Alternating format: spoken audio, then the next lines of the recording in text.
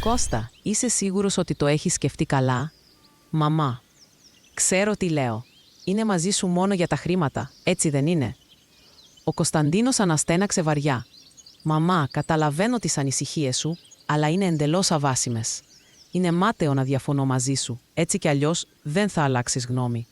Σκέψου ό,τι θέλεις, δεν σχεδιάζουμε τίποτα το φαντασμαγορικό. Κώστα, σταμάτα, είμαι σίγουρη, απλά σε εκμεταλλεύεται. Το ξέρεις κι εσύ πολύ καλά, αυτή η κοπέλα.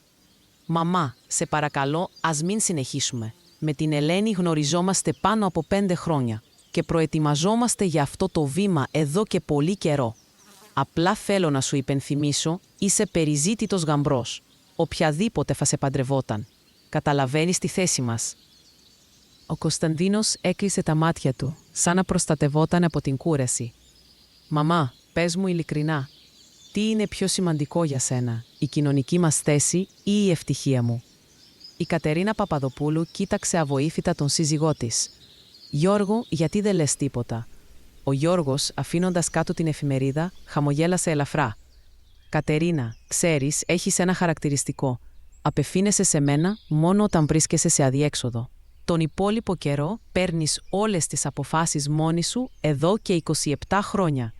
Και αν κάτι δεν πάει καλά, πάντα φταίω εγώ». Η Κατερίνα στένεψε τα μάτια της. «Ελίωσες. Τώρα ας μιλήσουμε σοβαρά. Ο Κώστας είναι ενήλικας, ικανός να παίρνει τις δικές του αποφάσεις.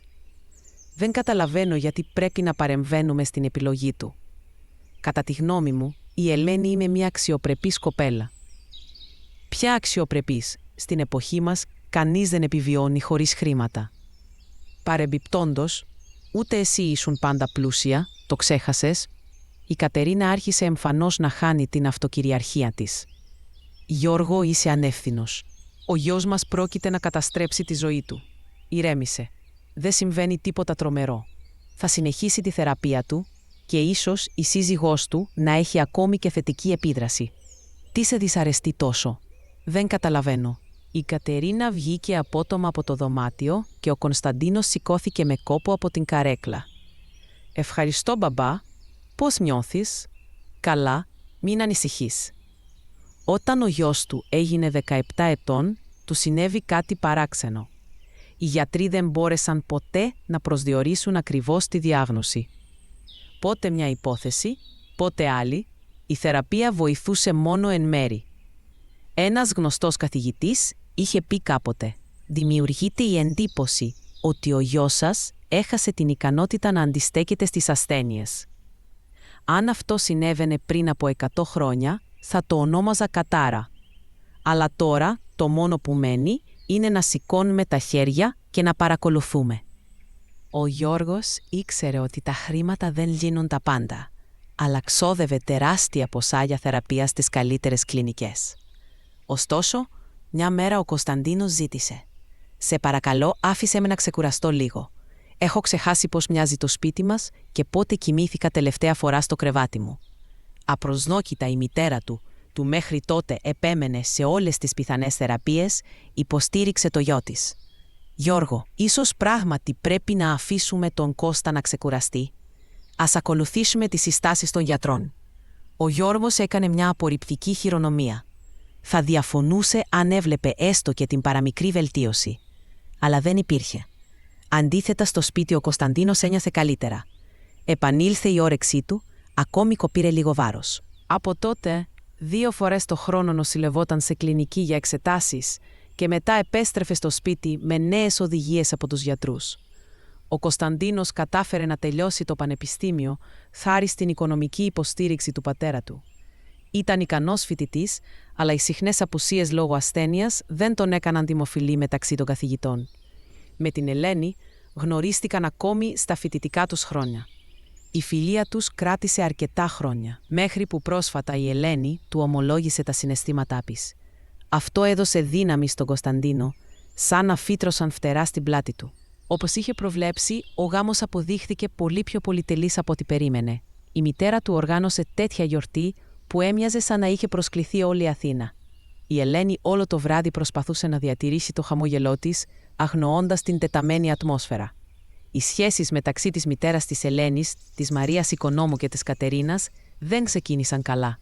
Η τελευταία θεωρούσε ότι η Μαρία, που δεν είχε ούτε κοινωνική θέση ούτε χρήματα, στόχευε πολυτελής. Θα έπρεπε να είναι ευγνώμη για έναν τέτοιο γάμο. Ωστόσο, η Μαρία προτιμούσε να κρατάει απόσταση από τους γονείς του γαμπρού. Η κορύφωση του βραδίου ήταν η παράδοση των δώρων. Όταν η μητέρα της Ελένης ανακοίνωσε ότι το ζευγάρι θα λάβει ως δώρο ένα σπιτάκι που κληρονόμησε από τον παππού της και βρισκόταν σε μια προστατευόμενη περιοχή στη Χαλκιδική, η Κατερίνα δεν συγκρατήθηκε. «Θεέ μου, πώς μπορείς να παρουσιάζεις αυτό το ερείπιο στην άκρη του κόσμου ως πολύτιμο δώρο», αγανάκτησε η Κατερίνα. Ο Κωνσταντίνος κοίταξε τη μητέρα του με αποδοκιμασία. «Μαμά, φτάνει». «Τι φτάνει, Κώστα, τώρα πια τίποτα δεν διορθώνεται». Μετά την αναχώρηση της Μαρίας, η Κατερίνα αμέσως στράφηκε στον άντρα της. «Την είδες. Η ίδια είναι ένα τίποτα, αλλά σπουδαιολογεί σαν βασίλισσα». Λίγες μέρες μετά το γάμο, ο Κωνσταντίνος ανακοίνωσε στους γονείς του. «Με την Ελένη αποφασίσαμε να μετακομίσουμε σε εκείνο το σπίτι που μας χάρισε η Μαρία». Η Κατερίνα παραλίγο να λιποθυμήσει. «Είσαι στα καλά σου. Αυτή είναι η επιρροή της. Θέλει να σε κρύψει στην ερημιά για να αρρωστήσεις γρηγορότερα και να πάρει την κληρονομιά». Ο Γιώργος συνοφριώθηκε. «Κατερίνα, τι λες? Έχεις τρελαθεί τελείως». Η Κατερίνα εξεράγει. «Μιλάω εντελώς λογικά. Χρειάζεται συνεχή παρακολούθηση από γιατρούς και αυτός θέλει να πάει στην ερημιά. Δεν θα το επιτρέψω». «Έχουμε ήδη τα εισιτήρια», απάντησε ήρεμα ο Κωνσταντίνος. «Καλά», είπε η Κατερίνα ψυχρά. «Αφού έτσι έχουν τα πράγματα, μην απευθυνθείς σε μένα για βοήθεια. Ας σε φροντίσει η νέα σας οικογένεια. Κώστα, μην παρεξηγείς τη μητέρα σου». «Ξέρεις το χαρακτήρα της», είπε συμβιβαστικά ο Γιώργος. «Θα συνέλθει. Αν χρειαστείς κάτι, τηλεφώνησέ μου. Θα σε βοηθήσω». «Ευχαριστώ, μπαμπά. Αλλά γιατί εκεί? Σε αυτό έχει δίκιο. Είναι πραγματικά μια τρύπα». Ο Κωνσταντίνος χαμογέλασε. «Μπορεί να μην το πιστέψεις, αλλά εκεί υπάρχουν οι αματικές πηγές. Η Ελένη και η μητέρα της είναι σίγουρες ότι αυτό το μέρος θα με βοηθήσει να αναρρώσω. Για να είμαι ειλικρινής, δεν το πιστεύω ιδιαίτερα, αλλά γιατί να μην το δοκιμάσουμε? Άδικα είσαι τόσο σκεπτικός. Μερικές φορές αυτό που δεν μπορεί να εξηγηθεί αποδεικνύεται το πιο αποτελεσματικό. Σας εύχομαι καλή τύχη». Όταν έφτασαν στο σπίτι, ο Κωνσταντίνος κοίταξε έκπληκτος την αυλή που είχε ρημάξει στη βλάστηση. Εδώ τα πάντα έχουν μείνει εντελώς άγρια. Η Ελένη χαμογέλασε. «Φυσικά, κανείς δεν έχει ζήσει εδώ για πολλά χρόνια, αλλά μην ανησυχείς, θα δουλέψουμε λίγο και θα γίνει σαν καινούριο». Άνοιξε την πόρτα και μπήκαν μέσα. Για έκπληξη του Κωνσταντίνου, το σπίτι ήταν αρκετά άνετο και δεν είχε σχεδόν καθόλου σκόνη. Ήταν τόσο εξαντλημένος από το ταξίδι που μόλις κάθισε στον καναπέ, αποκοιμήθηκε αμέσως. Στην αρχή, η Ελένη ασχολήθηκε με το καθάρισμα και ο Κωνσταντίνος βοηθούσε όσο του επέτρεπαν οι δυνάμεις του. Προς έκπληξή του, άρχισε να νιώθει καλύτερα, απέκτησε περισσότερη ενέργεια και η όρεξή του έγινε πραγματικά λύκεια. Μετά από μία εβδομάδα, έφαγε ολόκληρο το δείπνο του και ο ίδιος απόρρισε. «Δεν μπορώ να καταλάβω πώς, αλλά όλα χώρεσαν». Η Ελένη χαμογέλασε πονηρά. «Σου είπα, σε αυτά τα μέρη συμβαίνουν θαύματα». Ο Κωνσταντίνος την κοίταξε με περιέργεια. «Γιατί είσαι τόσο σίγουρη?» «Στην παιδική μου ηλικία ερχόμουν συχνά εδώ και είδα πολλά παράξενα και θαυμαστά πράγματα. Φυσικά και όλα τα τοπικά αγόρια έτρεχαν πίσω σου». «Σταμάτα», γέλασε η Ελένη. «Παρεμπιπτόντως, αύριο σε περιμένει μια έκπληξη». Παρά τις προσπάθειές του να μάθει από τη γυναίκα του τι έκπληξη τον περίμενε, ο Κωνσταντίνος δεν έμαθε τίποτα. Πήγαν για ύπνο ευτυχισμένοι και γεμάτοι ελπίδες, αγκαλιασμένοι. «Γιώργο, δεν καταλαβαίνω πώς μπορείς να είσαι τόσο αδιάφορος. Έχουν περάσει 6 μήνες από τότε που αυτή η κοπέλα πήρε το γιο μας και εσύ δεν έχεις κουνήσει ούτε το δαχτυλάκι σου», γκρίνιαζε η Κατερίνα. Ο Γιώργος αποσπάστηκε από τα χαρτιά του. «Και τι προτείνεις, να καλέσουμε τα ΜΑΤ και να τον φέρουμε σπίτι με το ζόρι? Μην ξεχνάς ότι τώρα είναι παντρεμένος και ζει τη δική του ζωή». Η Κατερίνα χτύπησε το πόδι της. «Τι ανοησίες. Πριν από 1 μήνα έπρεπε να μπει στο νοσοκομείο και το μόνο που κάνει είναι να με διαβεβαιώνει ότι όλα είναι υπέροχα και να κλείνει το τηλέφωνο. Πώς μπορεί να είναι όλα εντάξει χωρίς θεραπεία? Εντάξει. Ο Γιώργος καταλάβαινε ότι πίσω από αυτόν τον χήμαρο λέξεων κρυβόταν η ανησυχία μιας μητέρας. Αφήνοντας τα έγγραφα, πρότεινε ευγενικά: «Αν ανησυχείς τόσο, ας τους επισκεφτούμε, να δούμε πώς έχουν εγκατασταθεί». Η Κατερίνα σκέφτηκε και μετά χαμογέλασε. «Αυτή είναι μια εξαιρετική ιδέα. Τότε ετοιμάσου, θα επικοινωνήσω με τον Κώστα και αύριο το πρωί αναχωρούμε». Έφτασαν στο χωριό μόνο το βράδυ. «Θεέ μου, τι ερείπια», αναστέναξε η Κατερίνα. Ο Γιώργος χαμογέλασε. «Εμένα μου αρέσει. Καθαρός αέρας, καθόλου σκουπίδια. Ω, κοίτα, ένας λαγός». Η Κατερίνα παρακολουθούσε έκπληκτη καθώς ο λαγός έτρεχε μπροστά από το αυτοκίνητο. «Είναι σαν εθνικό πάρκο. Δεν θα εκπλαγώ αν οι αρκούδες περπατούν στους δρόμους εδώ. Νομίζω ότι φτάσαμε», παρατήρησε ο Γιώργος. Εκείνη τη στιγμή η πόρτα του σπιτιού άνοιξε διάπλατα και στο κατόφλι εμφανίστηκε ο Κωνσταντίνος. Η Κατερίνα πάγωσε και ο Γιώργος παραλίγο να χάσει τη φωνή του. Μπροστά τους στεκόταν ένας γεροδεμένος, υγιής νεαρός άντρας, εντελώς διαφορετικός από τον προηγούμενο χλωμό νέο. «Μαμά, μπαμπά, πόσο μου λείψατε», αναφώνησε χαρούμενα ο Κωνσταντίνος. Αγκαλιάστηκαν για πολλή ώρα και η Κατερίνα δεν συγκράτησε τα δάκρυά της. «Κωστάκι μου, πώς έχεις γίνει?» «Όλα χάρη στην Ελένη και στις μέλισσες. Δεν φαντάζεσαι πόσο ενδιαφέρον είναι». Στη μίσοδο βγήκε η Ελένη, χαμογελώντας ντροπαλά. Και εκείνη αγκάλιασε τους γονείς του συζύγου της.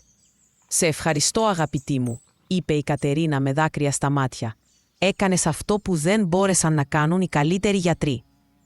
Μετά τους αμοιβαίους χαιρετισμούς και τις αγκαλιές, ξεφόρτωσαν επιτέλους το αυτοκίνητο και παρέδωσαν όλα τα δώρα που είχαν φέρει.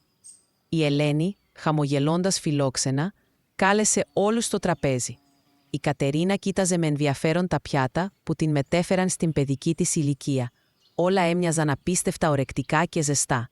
Ο Κωνσταντίνος εν τω μεταξύ έβγαλε ένα μπουκάλι.